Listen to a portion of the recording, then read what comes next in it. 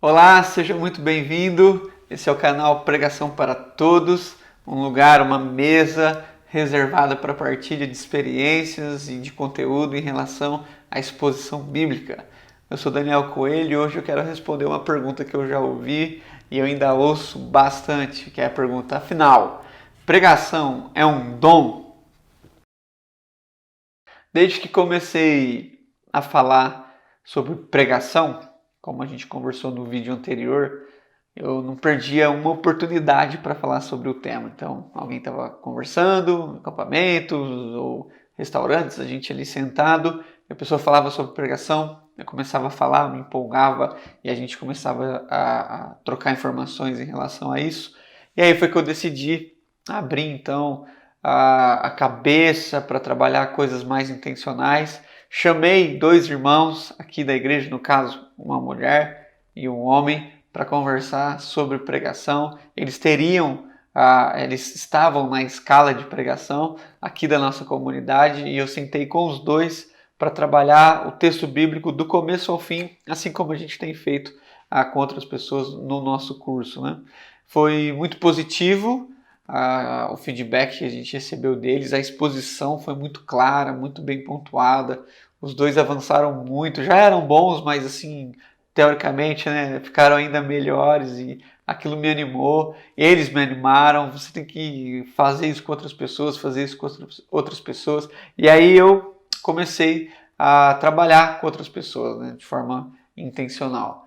E um dia passando por esse passo a passo com outro irmão, ensinando como que a gente faz as perguntas para o texto, como que a gente constrói frases, a importância do equilíbrio das partes entre problema e graça e tudo mais. A gente foi indo, gastamos um tempão. Um tempão. No fim daquela conversa foi muito engraçado. A gente estava sentado aqui mesmo, onde a gente reúne com a igreja. Ele olhou para mim e ele falou uma coisa que realmente marcou a minha vida. Ele falou assim: e eu que pensava que você tivesse o dom.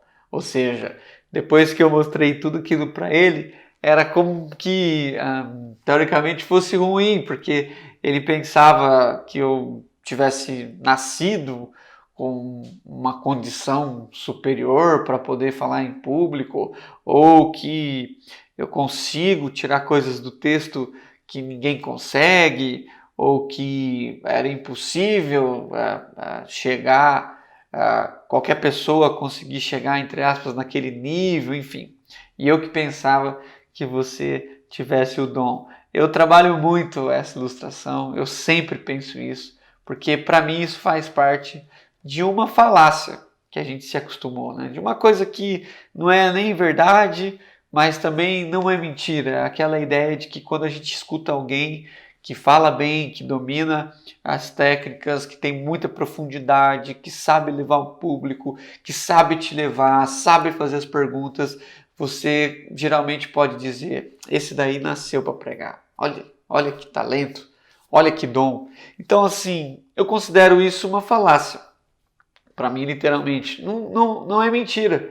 Tem pessoas que nasceram mesmo com uma facilidade para se expor, né? Não são nem um pouco tímidas. Tem pessoas que têm muita facilidade de articular as ideias, de convencer, de saber levar as pessoas aonde elas querem. Mas tem pessoas que não nasceram tão habilidosas assim.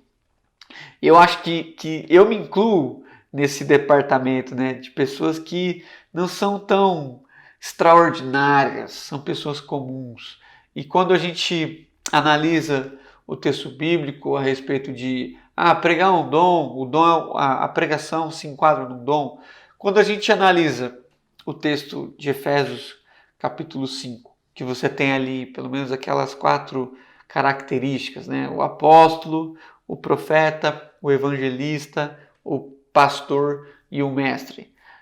Você percebe que esses dons, né, essa forma como Deus instituiu a igreja, pensando que a igreja é de Jesus, e quando Jesus subiu aos céus, o texto bíblico diz que ele distribuiu, ele deixou dons aos homens. Talvez a primeira pergunta que a gente tenha que fazer é: quais os homens, né? Quais os seres humanos? E a resposta, na minha concepção, é simples: todos aqueles que têm um espírito. Então, todos aqueles que têm um espírito carregam dons. E esses dons são complementares. Então, um é mestre, o outro é pastor, o outro é profeta, o outro é evangelista, o outro é apóstolo. E a igreja, nesse aspecto, é aprimorada, é amadurecida. A igreja vem encontrando o seu propósito na medida em que as pessoas vão administrando bem os seus dons. Mas uma coisa dessa diversidade, né? Cada um tem de fato uma característica mais acentuada, mas uma coisa é muito comum. Dessas 5 características, todos pregam. O apóstolo prega, o evangelista prega, o profeta prega, o mestre prega e o pastor prega. Ou seja, a pregação ela não entra numa área assim totalmente. Há pessoas que pregam e essas pessoas têm um dom extraordinário. Não, todo mundo prega, todo mundo fala, todo mundo ensina. É nítido que algumas pessoas têm um dom para o ensino e quando elas falam, elas conseguem traduzir muito bem as suas ideias. É nítido que quando você escuta o evangelista, ele sempre vai levar as pessoas a uma reflexão, ele sempre vai fazer um apelo, ele sempre vai perguntar se naquela noite há pessoas na plateia que querem conhecer, que querem receber, que querem aceitar, depende do termo que algumas pessoas usam. É nítido que quando há pessoas que são pastores, eles pregam, eles estão sempre com uma palavra de conforto ou de confronto. São pastores, conhecem as ovelhas, amam as ovelhas. Você percebe que cada um deles vai se aperfeiçoando ou vai colocando na pregação o seu estilo, o seu dom. Então o pastor pastoreia e ele prega e na pregação dele você percebe que ele é pastor. O evangelista, ele prega e quando você percebe, ele está fazendo ali o seu apelo. O mestre, geralmente quando prega, tem dificuldades de traduzir isso de uma forma mais prática, entre aspas. Mas o que a gente quer destacar é que todos pregam, todos pregam. Então, se todos pregam, a gente tem que começar a analisar melhor essa ideia de que pregação é um dom. Por que eu não gosto do termo esse daí tem um dom, esse daí nasceu para pregar? Porque geralmente, quando as pessoas falam isso, elas estão trazendo nessa frase uma ideia de que essas pessoas não passam pelos seus processos, que essas pessoas não se esforçam, que essas pessoas nasceram com dom. Simplesmente nasceu. Ele olha para o texto bíblico e ele consegue tirar coisas do texto que ninguém consegue.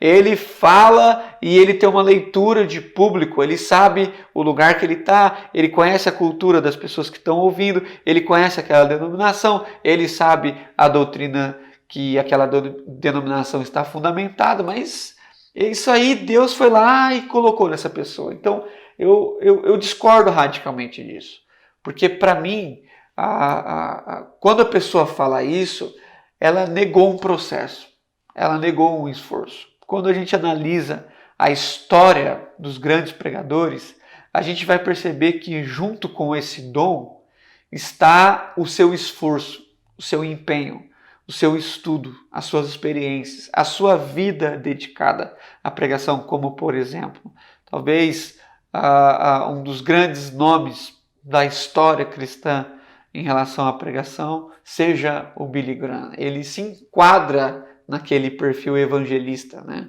Um grande pregador, pregou em quase todos os países do mundo, veio ao Brasil, pregou, teve um enterro digno de um presidente dos Estados Unidos, enfim, um homem que conquistou um grande nome na pregação. Você fala Billy Graham, você pensa pregação. Conta-se a história de que quando ele ainda era mais novo, ele como seminarista a turma dele, né, de seminário foi visitar a casa de John Wesley, que também é um outro grande nome da pregação, né?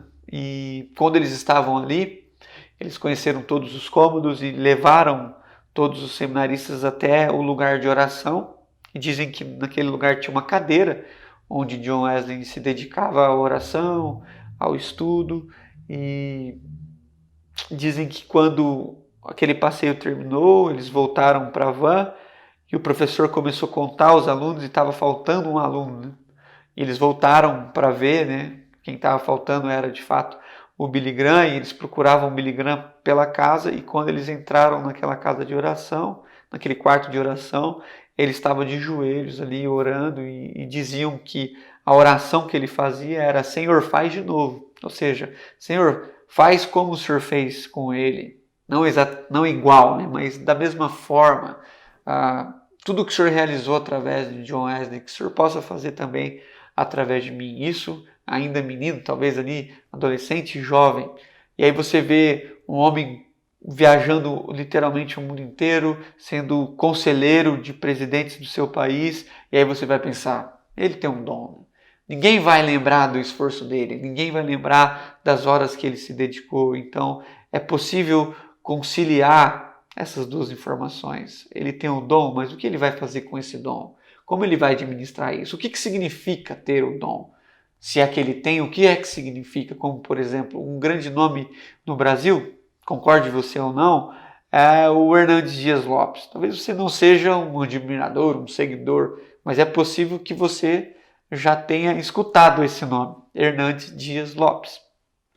Eu admiro muito o Hernandes Dias Lopes pela sua consistência, por tantos anos pregando o Evangelho, e principalmente pela sua versatilidade em relação às denominações. Na minha opinião, ele é um dos nomes que consegue entrar em todos os lugares. Então, ora você vê o Hernandes falando na convenção presbiteriana, na hora você vê ele falando na Assembleia de Deus, no Brasil para Cristo, na Batista. Ele é uma pessoa que consegue entrar em diversas denominações e conversar com diversas denominações. E o foco ministerial do Hernandes é claramente a pregação. Aí você vai pensar, o Hernandes tem um dom. Eu tive a graça de estudar no mesmo seminário que ele, obviamente muito tempo depois, e muito se falava dele lá. E as pessoas falavam que ele era de fato o aluno mais dedicado, ele estudava muito mais do que os outros, e quando ele está caminhando para terminar o seu seminário, ele já era quase que um professor junto ali com os outros professores, ele já ensinava os seus amigos das turmas que vinham depois dele, também da turma dele. E uma das coisas que poucas pessoas sabem é que quando o Hernandes se dedicou ao estudo do seu doutorado, o tema do seu doutorado era a pregação expositiva. A pregação expositiva. Então você pensa, nossa, como ele entende, que dom extraordinário. Mas aí você vai perceber que ele se dedicou por muitos anos no estudo. Então é mais ou menos isso que a gente está tentando trabalhar. Essa ideia de que nós não podemos negar os processos. Não podemos negar os processos. Não podemos dizer, esse tem o dom, aquele ali não tem. Quem é que sabe? O que a gente tem certeza é que todo mundo que tem o dom, vamos dizer assim, são pessoas que se esforçam mais do que os outros. Então, eu já escutei isso algumas vezes, não vou negar. Eu já escutei, nossa, Daniel, você tem um dom, né? Nossa, como ele fala. Tem gente que não gosta, tem gente que gosta. E tem gente que vai conversar com você e pontua coisas negativas. E tem gente que pontua coisas positivas. Mas algumas vezes eu ouvi, você tem o dom. Para você é mais fácil, né? Você tem o dom e tal. Gente, não estou numa cadeia de ilustrações aqui. Billy Graham, Hernandes e eu, né? Mas eu queria compartilhar com vocês essa ideia da história, né? Eu cresci no interior, uma família cristã, evangélica, frequentador de igreja.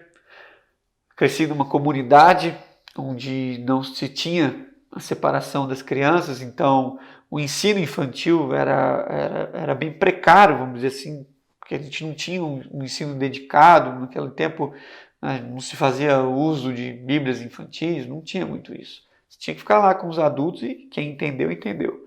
E eu cresci numa perspectiva de vida, assim, de pouco estudo, vamos dizer, e também de muita timidez. Eu era muito tímido, muito tímido. Até hoje eu sou tímido, né? Eu venço a minha timidez, eu falo com as pessoas, mas possivelmente se eu chegar em algum lugar que eu não conheço ninguém, eu vou esperar alguém falar comigo ao invés de ir falar com a pessoa. Eu sempre estou nessa posição ainda de um pouco de timidez, mas eu era muito tímido, muito tímido.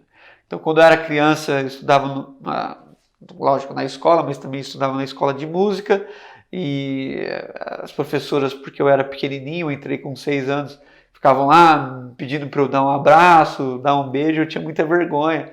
E eu lembro que a diretora dessa escola, ela sempre falava assim, meu sonho é ganhar um beijo do Daniel. E esse dia eu acho que não chegou, porque eu ficava com tanta timidez que eu ia para trás da minha mãe, aquelas crianças que agarram na perna da mãe e ficam de trás. Essa criança era eu era literalmente assim.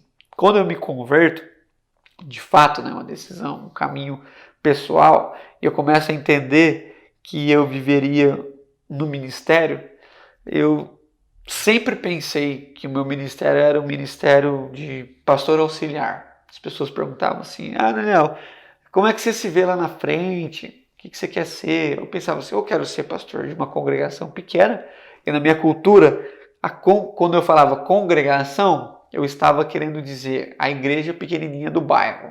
Ou seja, um lugar onde eu não sou tão exposto quanto na sede, né? Eu dizia assim, eu quero ser pastor auxiliar. Por quê?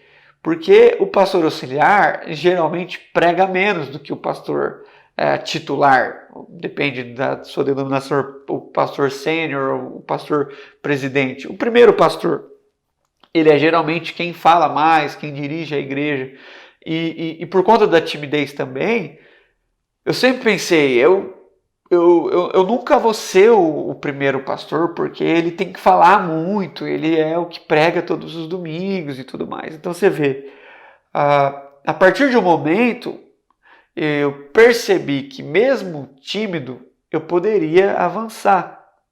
Então, eu era uma criança tímida e ao mesmo tempo brincalhão. Então, como assim? Eu era brincalhão com quem eu conhecia. Com quem eu não conhecia, eu não desenrolava. Então, tinha muita dificuldade.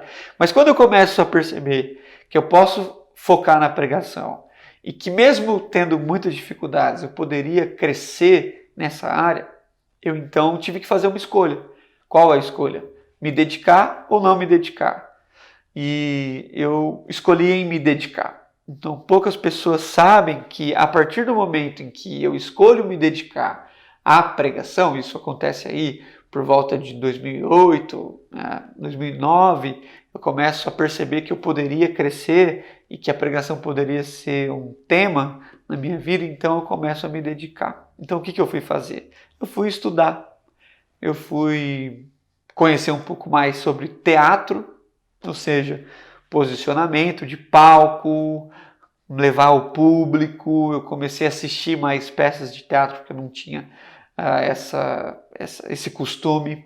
Eu comecei a atuar também no ministério, né? Ali onde eu trabalhava, onde eu servia no JV, no Ministério da Terra dos Palhaços e também no JV na Estrada, a gente fazia interações com personagens, então tive que estudar para aquilo e aprender como é que aquilo ali se desenvolve. Depois eu começo a escrever peças, que é uma outra coisa, né? Entre atuar num texto pronto e escrever peças é totalmente diferente. Então, a construção dos enredos, as cenas com começo, meio e fim, transições, isso tudo vai auxiliando, obviamente, que na pregação.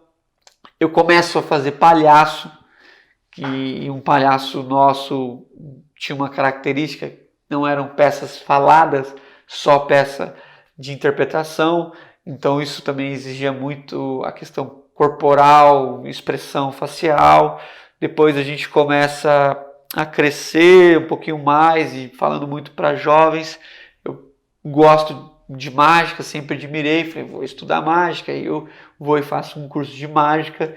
Nesse curso eu aprendo um conceito que mudou a minha forma de postura, entre aspas, no palco, tanto na época lá brincando, lá fazendo as mágicas e principalmente na pregação, que era o conceito do misdirection, que é a ideia de que você consegue levar as pessoas a olhar para onde você quer. Não é no aspecto da mágica, entre aspas, a enganação, mas é você conseguir desenvolver a metodologia de, entre aspas, chamar a atenção para onde você quer que a atenção das pessoas estejam. Eu comecei a ver que a pregação exigia muito improviso, então eu estava pregando, acabava a luz, entrava um morcego, uma barata, alguém quebrava a cadeira, e isso tudo tinha que ter muito improviso. Então aí, junto com a mágica, eu escolhi um curso que era mágica e improviso no mesmo curso, com os Doutores da Alegria, que são bem conhecidos e têm cursos excelentes. E aí depois entra a ideia da contação de história, onde eu percebi que um bom sermão é recheado de boas ilustrações. A gente vai até falar bastante disso aqui em outra ocasião. Se eu preciso de ilustrações, eu preciso saber contar a história. Não é pegar o texto e ler. Existe conceitos de contação de história. Então eu fui lá aprender a contar a história. E por fim, no meio de tudo isso, lá em 2008, 2009, começa a crescer assustadoramente aqui no Brasil a ideia do stand-up, a ideia do humor, e aquilo conquistando a juventude. Eu sempre tentei trazer uma pitada de humor, né? Nem sempre consegui, mas aí eu fui estudar sobre humor. E aí eu fui ouvir quem de fato sabe fazer humor. Então, naquela época, até lá 2015 mais ou menos, 2016 até, eu escutava todos os stand-ups, todos que você pensar. Não tem nenhum aí no YouTube que tenha ficado famoso que eu não tenha ouvido. Não estou falando do ambiente evangélico, né? Tem alguns que são bem-humorados, sabem levar bem o humor, mas ainda acho que não chega perto das técnicas das pessoas que fazem stand-up. Eu fui perceber que tinha aquilo que é construído, né? Você cava, né? Tem o conceito de cavar. Então você cava um ponto e fica ali. As pessoas deram risada, você vai perceber que o humorista, se ele cavou uma piada, ele vai e ele volta, seja um nome, seja um fato, seja uma frase. Se as pessoas riram, aquilo foi o ápice da apresentação dele, ele vai sempre voltar naquilo.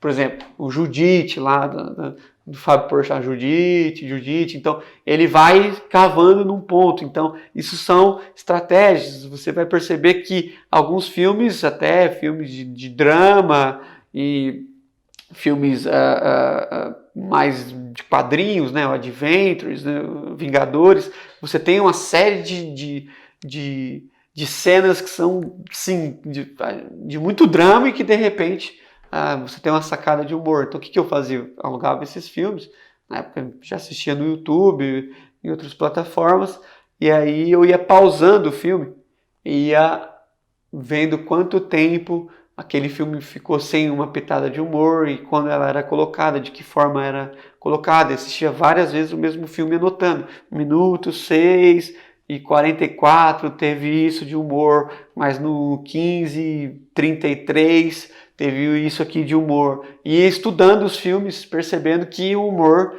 se encaixava em várias narrativas. Então, você vê, depois de tudo isso, depois desses aprendizados, a pessoa chega na gente e fala assim, você tem um dom? Então, e tudo isso? Entendeu? E esse esforço? E o tempo dedicado? E a literatura? E os vídeos? E as conversas? E as aulas? E os cursos? E o investimento? Entendeu? Então, é sobre isso que a gente quer falar aqui com você. Que você pode crescer muito na área da pregação. Você pode ouvir em algum momento da sua história, nossa, eu que achei que você tinha o dom. Então é para isso que a gente está aqui, para conversar sobre esses pontos que são fundamentais e que vão promover crescimento na nossa vida e na nossa vida da exposição bíblica, tá bom? Eu te convido a continuar com a gente aqui nesse canal, ajuda a gente a divulgar para que mais pessoas sejam alcançadas. Sejamos nós uma bênção. Espero na próxima. Um abraço.